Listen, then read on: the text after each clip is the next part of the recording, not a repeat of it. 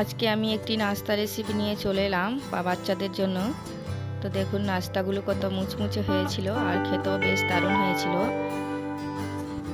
আজকে আমি বানাবো চিড়া আর আলু দিয়ে একটি নাস্তা।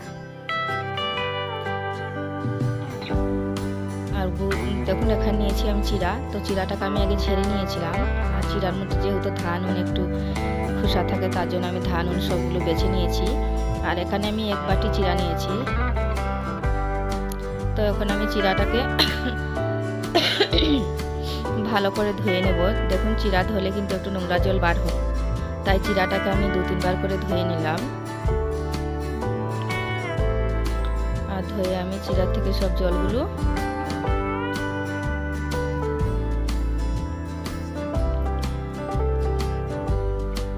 দেখুন চিড়ার জলটা কত নোংরা। তো আমি 2-3 বার করে চিড়াটাকে ধুয়ে নিলাম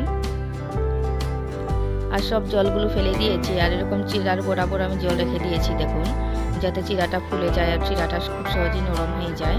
তো এটাকে আমি এখন রেস্টে রেখে দেব। আর এদিকে আমি কড়াই বসিয়ে দিলাম চুলার মধ্যে। আর এখানে দিয়ে দিলাম আমি সরষা তেল। আর এখানে দিয়ে দিলাম কুচানো পেঁয়াজ। তো এখানে আমি একটা কুচানো পেঁয়াজ নিয়েছি। তো পেঁয়াজটাকে আমি একটু লাল লাল করে ভেজে নিলাম। আর এখানে দিয়ে দিলাম আমি কিছুটা কাঁচা লঙ্কা। তো কাঁচা লঙ্কাটাকেও আমি একটুখানি ভেজে নিলাম। আর আমি কিন্তু চুলার আঁচটা এখন কমিয়ে দিয়েছি, যাতে পেঁয়াজগুলো পুরো কালো না হয়ে যায়। আর ওখানে আমি দিয়ে দিলাম এখানে সামান্য জিরে গুঁড়া। আর দিয়ে দিলাম সামান্য হলুদ গুঁড়া। তো এখানে আমি একটু মশলা ব্যবহার করেছি। আর দিয়ে দিলাম সামান্য মরিচ গুঁড়া, যেহেতু আমি কাঁচা লঙ্কা দিয়েছি তার জন্য। তো অবশ্য আমার বাড়ির কিন্তু পোলাপান নেই, আমার ছেলে বড় হয়ে গেছে, তাহলে সে কিন্তু ঝাল বেশি খেতে চায় না, তাই আমরা সবজিতে একটু ঝাল, যে কোনো জিনিসে ঝাল কমিয়ে খাই। আর দিয়ে দিলাম স্বাদ মতো লবণ। আর দিয়ে দিলাম হলুদ। তো মশলাটাকে একটু আমি কষিয়ে নিয়েছি। আর এখানে আমি কয়েকটা আলু সেদ্ধ করে গুঁড়া করে নিয়েছিলাম। তো এবার আমি এটাকে ভেজে নেব। তো আমি এটার মধ্যে জল দেব না, তো আমি জল ছাড়াই ভেজে নিয়েছি একদম চুলার আঁচ কমিয়ে। আর ওখানে আমি দিয়ে দিলাম এখানে কয়েকটা ধনা পাতা কুচানো। তো আমার আলুর পুরটা বেশ হয়ে গেছে। আর এবার আমি এটাকে উঠিয়ে নিলাম। তো দেখুন চিড়াটা আমার এক বাটি চিড়া ফুলে কত হয়েছে আর কত ঝুরঝুরে একদম নরম হয়েছে। তো এগুলোকে আমি ভালো করে মেখে নেব।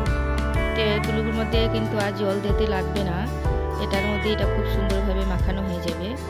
তো এটাতে কষ্ট হচ্ছিল, তাই আমি একটা থালে ঢেলে নিলাম। তো দেখুন আমি একদম ভালো করে মেখে নিয়েছি। আর আমি প্রথমে লবণ দিতে যেহেতু ভুলে গিয়েছিলাম, তাই এখন একটু দিয়ে দিলাম লবণ স্বাদ মতো। তো একদম ভালো করে আমি মেখে নিয়েছি। আর এরকম একটুকু ময়দাও লাগবে না আর একটু আটাও লাগবে না। তো এগুলোকে আমি এখন ছোট ছোট করে কয়েকটা লেচি বানিয়ে নিচ্ছি। তো এখানে আমি অনেকগুলো লেচি বানিয়ে নিলাম দেখুন। তো এবার আমি এটাকে ভালো করে গোল গোল করে নেব, যেহেতু চিড়া আছে একটু আঠা আঠা। তো এবার আমি এখানে দিয়ে দিলাম সামান্য আটা গুঁড়া। আর এবার এটাকে আমি বেলে নেব। তো এরকম ছোট ছোট করে আমি বেলে নিয়ে নিলাম। তো ফাটা অংশগুলো কিন্তু আমি কেটে বাদ দেব না।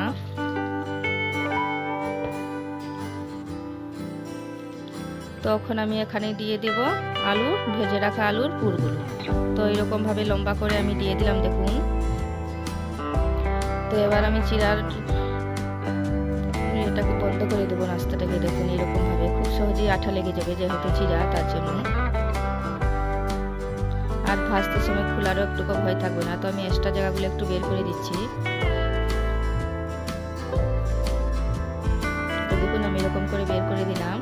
আর এখানে নিয়েছি আমি একটা শন।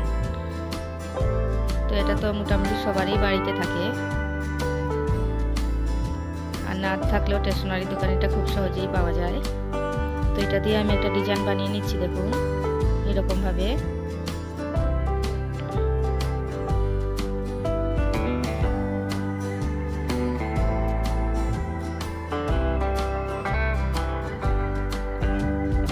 তো এরকম করে আমি দুবার বানিয়ে নেব।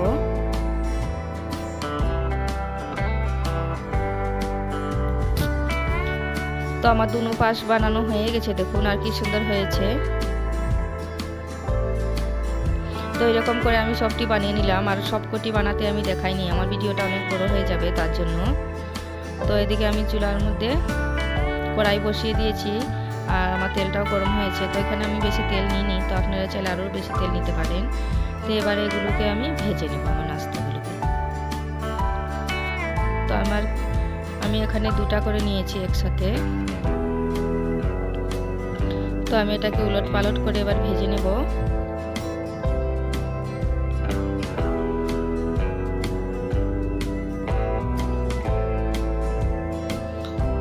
তো আমি এগুলোকে উলট পালট করে নিলাম, দেখুন। আর এবার আমি চুলার আঁচটা একটু বাড়িয়ে দিয়েছি, যাতে ফট করে মুচমুচে হয়ে যায়।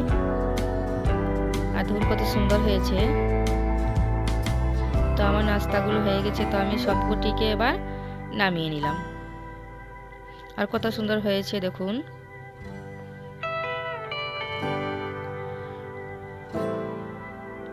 তো এবার আমি এগুলোকে সার্ভ করে নিচ্ছি।